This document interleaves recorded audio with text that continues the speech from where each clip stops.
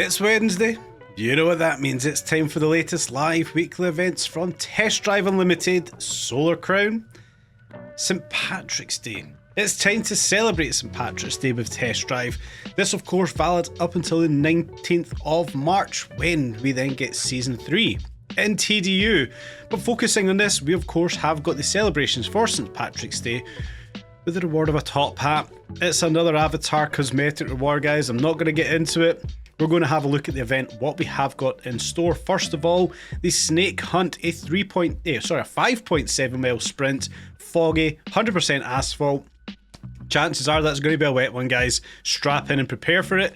Daily Driver Grand Tourer category, 600 to 700 RP. Chances are it's going to get dominated by the Taycan.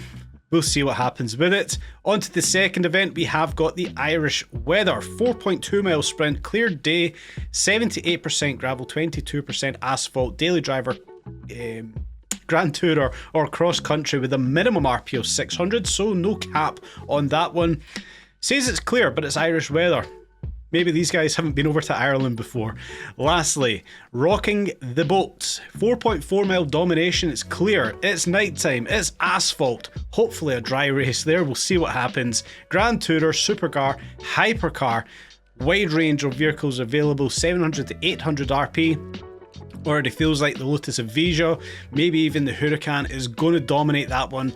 My gut feeling is it's going to be a hypercar category. We'll have a play with it. It's going to be the last weekly event, guys, of Season 2. By the time this weekly event finishes, we will well and truly be in Season 3 with all of the updates that we are getting. We've obviously covered it many times before, and it may be the last time I say that this is the heart and soul of Test Drive Unlimited Solar Crown. Said it for a long time now that I do believe these live weekly events are the heart and soul, but our deliveries going to be the next iteration of that. We'll see when they do come around, but for one last time, in Season 2, we'll get on to the first live weekly event race, the Snake Hunt, 5.7 mile sprint, Daily Driver versus Grand Tourer, 600 to 700 RP. And like I mentioned on the intro, I feel like the Taycan is likely going to dominate this one, but let's have a look at the race itself. Let's see how well we can do. I knew before we came into it what car I was personally going to be choosing. It's the Audi TT RS once again. Apologies if you're getting sick and tired of seeing the TT RS on this channel, but I've been having a lot of fun using it recently. I do try to rotate the cars, but I want to try and set a fairly good time in this one. Very early on the leaderboards at the time I'd done this, it was at 10 past 8 in the morning, so there's only about 10 minutes on the leaderboard so far. We'll see what kind of time we set. The leaderboards aren't going to be too telling for the times that have been set. However, into the early parts of the race, we can see it is wet and it is slidey in the TT. Have got the standard tyres fitted to it, but I tend to feel like, you know, the TT across many races does pretty well on the standard road tyres. In through these little tight and tricky sections, we do get a bit of power sliding, four-wheel drifting going on, but it's alright. The TT can manage it on for the most part around most of these sections.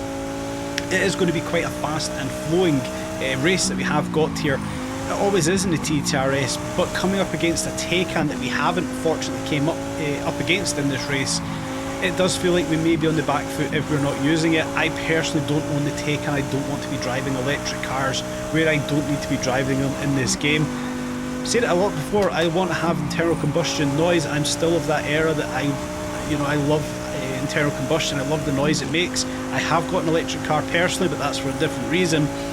In game, I want to have the noise of these internal combustion engines. There's nothing better than it, hence why I'm using the TT RS here. Back to the race itself, we're about 45% of the way through into a big hairpin here, invoking a nice power slide, and we can see how much water is kicking up off of the road surface. So for me, I feel like the standard tyres were the right choice. Much like last week's live event, we've got a couple of nice snaking sections here with plenty of hairpins that we can throw these cars into and have a little bit of fun whilst setting what feels like so far a relatively competitive time. By the time the leaderboards end out, the chances are that will be knocked down a few. I will of course be coming back to set some better times as the week progresses. Getting a little bit unsettled through the right-hander just there, we did see the back end step out, which compromised our left-hander, but we straightened the car up fairly quickly enough and we come back downhill once again into the right-hander again, locking up there That's actually quite devastating for the lap time overall. May feel like we've only lost a little bit of time, but it kind of has a rolling effect into the next few corners there. So yeah, getting a little bit unsettled with the TTRS so far. But the time as it sits so far, it doesn't actually feel all too bad. Pushing uphill with about 30% of this sprint remaining. The tune we've got set together here feels like this thing's actually handling alright. Lots of power behind it. Handling model feels pretty good as well. Have putted off-road suspension onto it, so we could obviously have more engine upgrades fitted to it, and it does feel so far to be the right balance in the TT.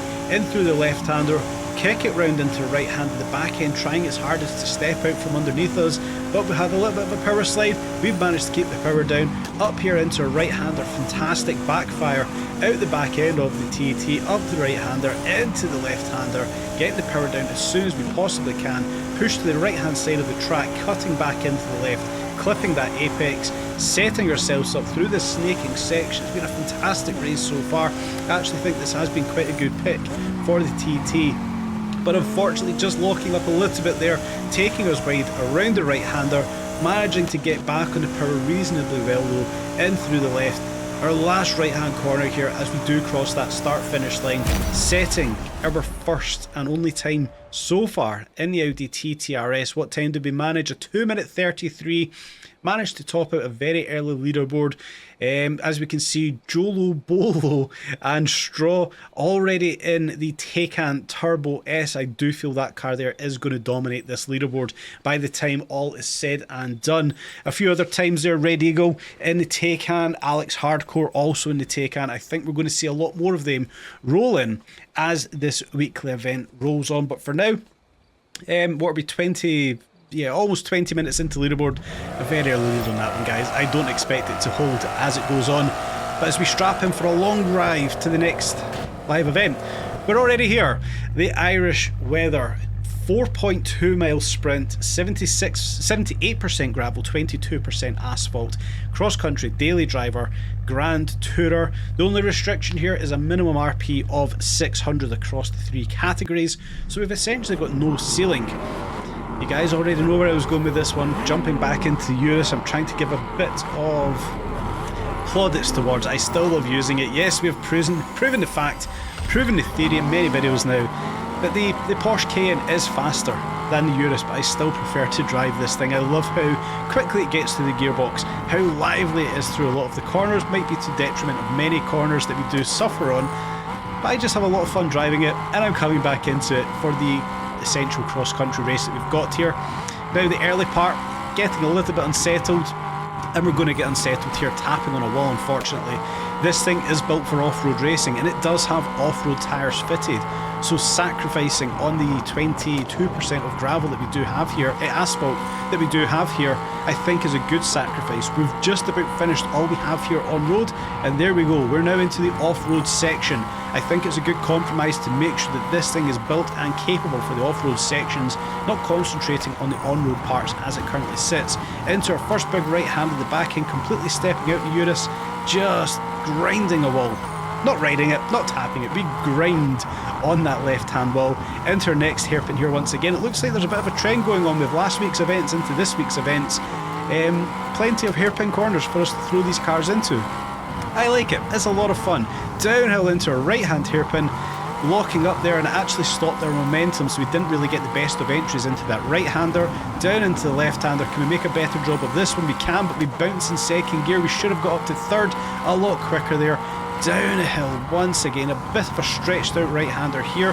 Nice and cautious coming into it, but letting the Urus flow around it, taking out those bushes on the left. Right-hand hairpin once again. Could have been a bit quicker, but we're nice and tight to that inside wall. Gotta love to see it when we get this started, this race itself started to, you know, kind of hook up as we flow in and out of some of these corners. Quite a fast section here with a very awkward jump just there, guys. Be cautious of it. We may end up in that wall on the right-hand side. Come down the dip through the right-hander, nice and tight to that inside right wall. Once again, nice and tight to that wall as the camera kind of loops away from us. Push uphill, get ready for the left-hander we've got here. It's going to be quite a fast-flowing left-hander. Probably could have carried a bit more speed than we did just there. Downhill, off camber, left-hander once again. We can see it actually, that camber did grab the back end of the Urus and it did slip around from us. This little section here, Always love coming through this when we obviously come through these races.